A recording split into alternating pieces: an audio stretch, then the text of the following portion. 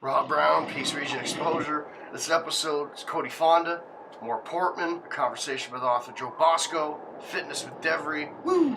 Landed it.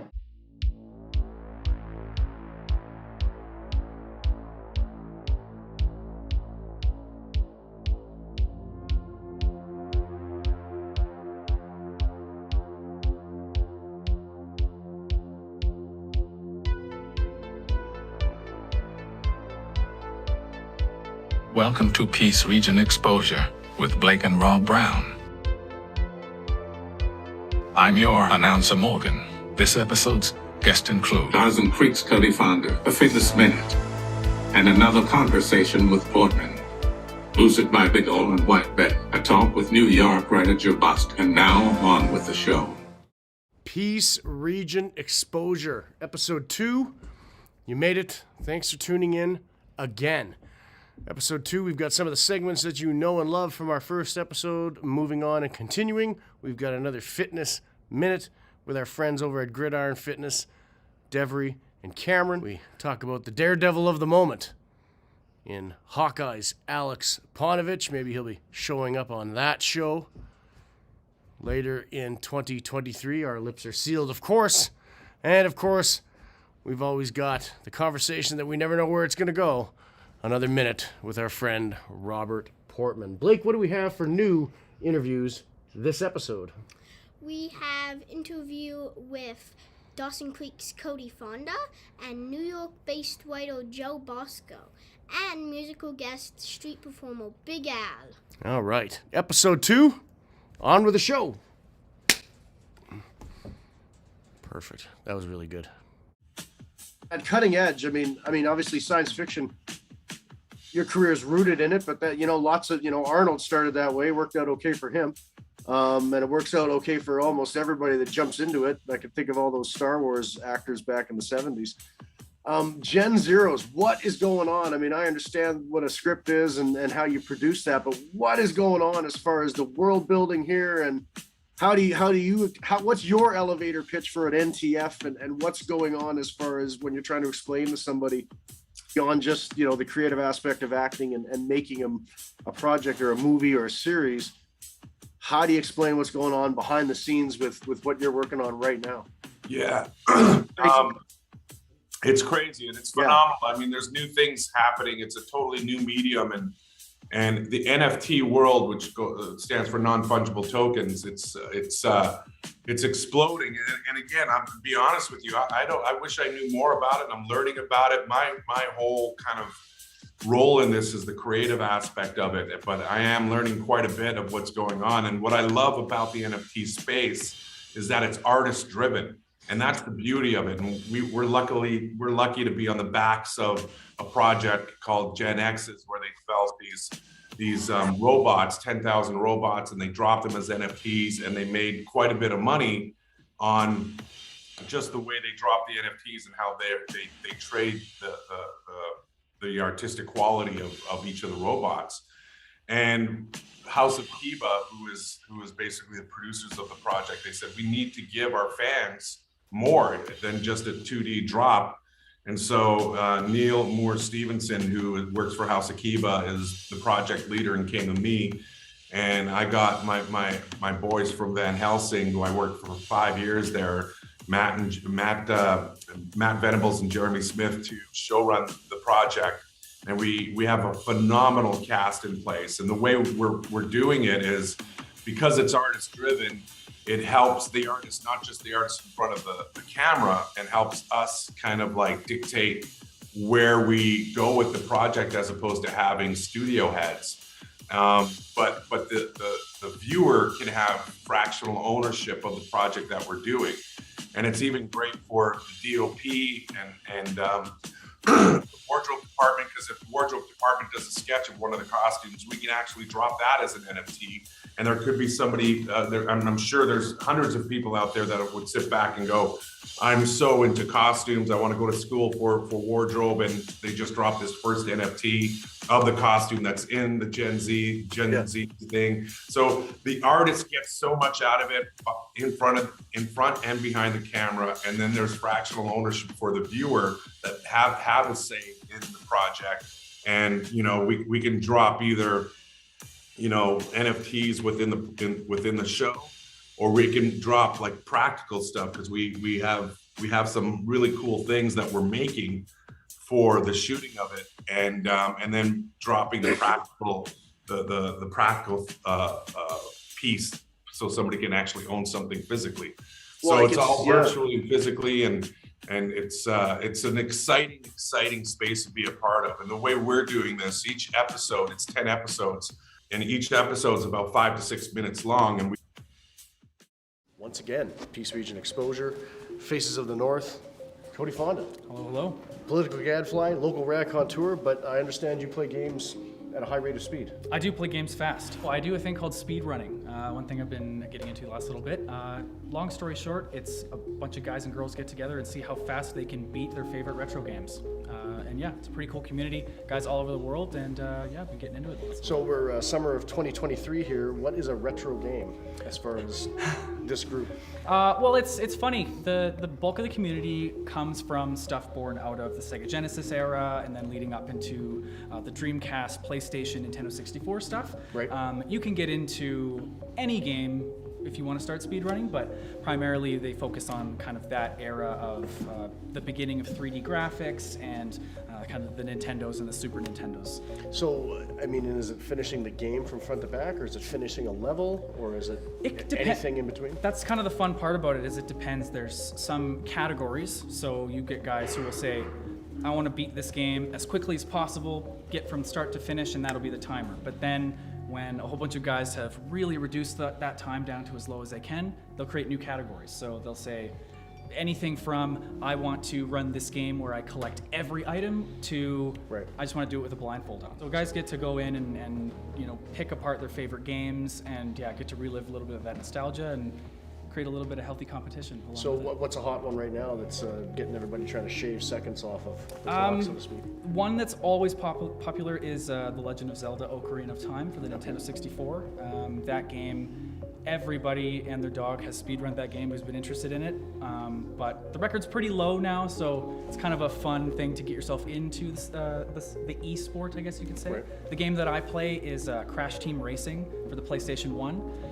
I currently have a top 100 time in the any percent category, which is just beat the game as quick as possible. And yeah, like I said, guys from all over the world, we get to hang out in our Discord groups and our video calls and stuff, and talk about new strategies, and yeah, get to relive that love of our favorite games. Well, and that brings up a point. I mean, whether you're playing in a basement or not, it's not just playing in the basement with the friends now. You're online. Obviously, there's a social media component to this. In addition to the competitors, do you have a channel or anything as well that's spreading the word about what you're doing as far as? Yeah, I do. Twitch.tv/Cody Fonda. I'm really excited about bringing on guests, getting to look deeper dives into my favorite games, movies, current events, things like that. It's kind of a variety show of all things I'm interested in. And over there, again, twitch.tv/Cody Fonda, you can find my speed runs, you can find other games I'm interested in, and yeah. And just on the e-sport athlete aspect of it, I mean, there are you mentioned the strategies of, okay, there's ways to beat the game faster within the confines of the game, but how much of it does rely on the hardware, the mechanics, the reflexes of the person? I mean, that can obviously always be improved as well. Sure. But does that rate into it when you guys are talking? It does, big time. There's quite a difference between what the runners will call emulation and hardware runs. So as these consoles get older and as the hardware becomes harder to find and to replace, people resort to essentially recreating those consoles on their computers. So we can run all of those old games just on our PCs. It's not quite the same. You're missing that old tube TV aesthetic, and it's lightning fast. When you push a button, it responds really quickly on screen. But it does reduce barriers for people, again, getting into speedrunning or just enjoying those old games, of being able to not have to go to a farmer's market and find a dusty Nintendo 64 they need to fix up. They can, check out libraries of games, and just run them on their computer and stuff. So there's lots of different ways that guys get into it. some consoles will run the game faster than others, and so you're having to like source different model numbers of PlayStation 2s from back in the day and checking serial numbers. You look like a crazy person in the game stores, but it's a lot of fun, and yeah, it's a pretty large community that gets to basically just talk about their love of games. PC Region Xposure. This week at Gridiron Fitness and Minute Fitness, or Fitness in a Minute, whatever we're calling this. What do we got today? What's this? We are going to be talking about supplements. Yeah, so this specifically is the muscle aminos, which are the amino acids that we need for the building blocks of our muscles, and also helps with recovery. Supplements aren't necessary, but they do help with recovery, like I just said, in the gym, to help you feel better and also to help build your muscles a little bit faster. So my favorite is by Aleks. The citrus twist is my favorite flavor. That's what I would recommend. There's also other supplements too, like creatine and protein powder to help hit your goals with protein, or increasing strength in the gym with some creatine. And people sometimes think they just have to mix them with some kind of milk or type product for a shake, but I mean, you could throw this in any type of pasta or any kind of meal that you're eating in yeah, so like for reasonable protein, form as well. yeah, like protein powder, I definitely use it in like my oatmeal and like baked goods, all that kind of stuff as well. Sure. You can definitely use protein powder in just protein shakes. The amino acids definitely are better with water. I like to drink them during my workout. Some people drink them after their workout. You can even drink them on rest days because it's just good for recovery and for your muscles and everything like that. Yeah, and usually creatine you usually take with water. Sometimes it can be flavored, but majority of the time it's unflavored, so you just drink it quickly, and yeah.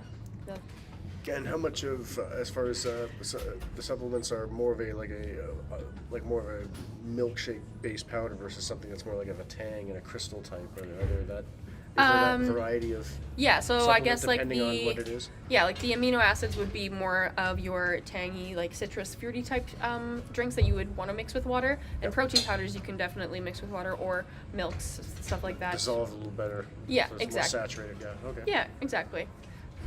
We're going to be talking about fitness tips each segment, each episode, each time you tune in. So join us. Firefly. Do you not know what the program is? I know Dr. Mindbender was f***ing with your head with those nanobites. Now let's get with the program. You're talking to the President of the United States. Codenames Artez. Now, Firefly, release those nanobites. Get with your fucking program. Do you not realize you're married? You see that ring on your finger? You're married to Baroness. So where is your program at?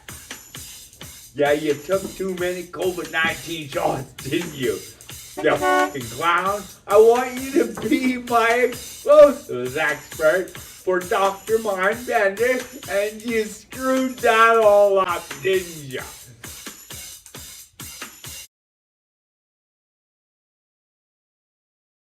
To do. If I don't remember to do that, I'll never do it. Gotcha. Chatted before, or I haven't read anything about you. A little bit about yourself. Where are you coming from today in the world, and a bit about you and what you're all about. All right. Currently, I live in upstate New York. I guess southern upstate New York, town called New Windsor. It's about 90 minutes out of the city. I work in Manhattan, and I'm originally from Brooklyn, and I've got an 11-year-old daughter that still lives in Brooklyn, so I'm back and forth quite a bit. Ideally, this might be called a novel idea or a way with words or something like that, punny, but how long have you been writing, and what first attracted you to the craft of writing, as far as something you do on the side or something you do a little bit more full time? I would say I've been actively doing it about 6 months. Okay. I've always loved film, movies, television, anything. Drives my wife crazy because if I have I'll put something on in the background, be it an episode of The Office or Ink Master or Seinfeld, something going on just to occupy my brain. Even if I've seen it 100 times, it's like where people listen to music, I'll listen to television. I've just always been that way. And I got this idea, I'd say about 2 years ago. Okay. And I wanted to put it on paper. I wanted it to be something I did rather than something I wanted to do or was going to do. Right. So I started with that, and I'd say I've been active about 6 months with it. Talk to me about your idea. If you had me in that 1 minute elevator pitch, what is it all about? It's basically it's a religious sci-fi action. The characters are funny, but I wouldn't say it's a comedy. Mhm. First and foremost, I'd want the audience to love the characters. That's my first goal. So I try to show the relationships. The two main characters are half brothers, and they're actually, it might rub people the wrong way, but it's strictly fiction. In the story, they're direct descendants of Jesus Christ. They're actually. And now that we've talked about the plot a little bit, what I really, really liked about it was the fact that once you establish who they are, you can take them anywhere in time, really, right? And Exactly. not to say that they're time travelers or anything like that, but they don't have a time machine, but you can move them around with the power of the writer, right? I mean, you can episode to episode or certainly season to season or anything in between, my lord. They're exactly, you could place them anywhere in history. Yep. And just say they were there, and who's to say they weren't, like it's up to the writer, which luckily is me. Yeah. Well, yeah, very funny that same thing. It's funny you mentioned working out. I use that to solve problems too, and I mean writing problems where I'll just let the mind wander, and then all of a sudden solutions will come when you're not really thinking about it and you're worried about whatever rep you're on or whatever nonsense, Exactly, right? Yeah. I think that I've been in the gym working, I would say 25 years, and huge part of my life. Everyone who knows me knows that.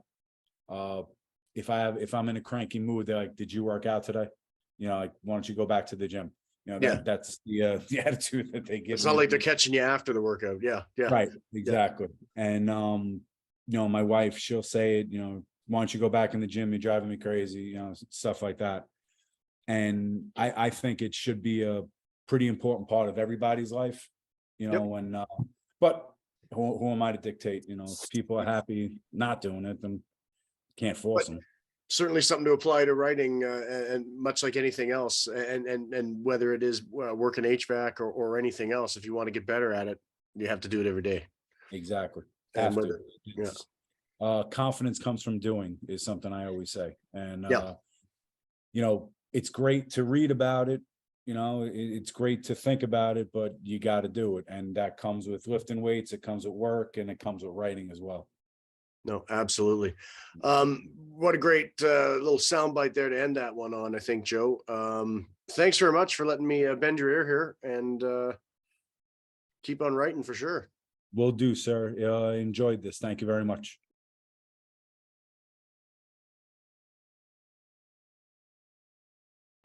Peace Region Exposure. That's episode 2. We hope you liked it. Who do we have to thank this episode, Blake? Thanks for the interviews, Cody Fonda and Joe Bosco, and thanks to musical guest Big Al. Wonder where the next adventure will bring us. Next episode? Who knows, Blake? Who knows? Oh. Peace Region Exposure. Oh, yeah. We're on our way. Shorty, grab our stuff.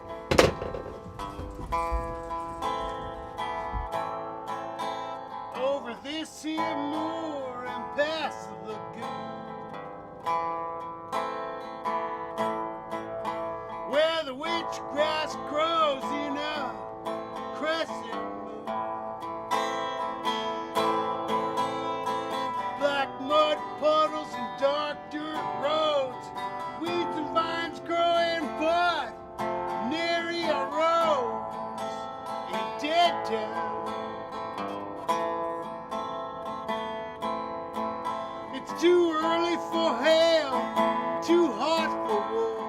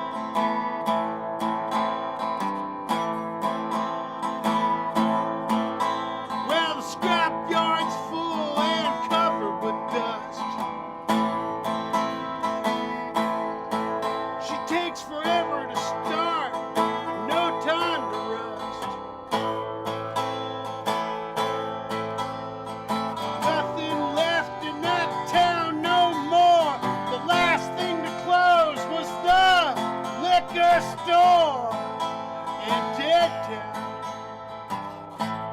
Die without a name in dead town. Everything stays the same.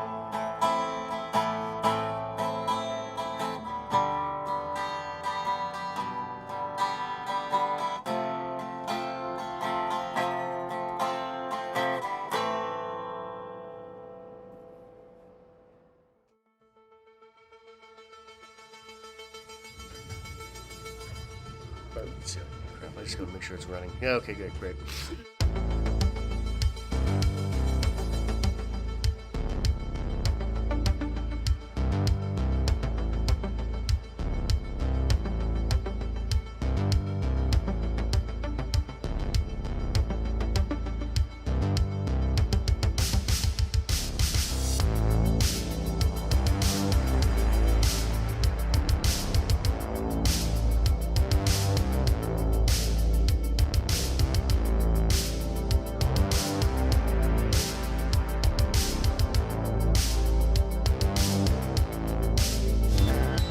Peace Region Exposure with Blake and Rob Brown. I'm your announcer, Morgan.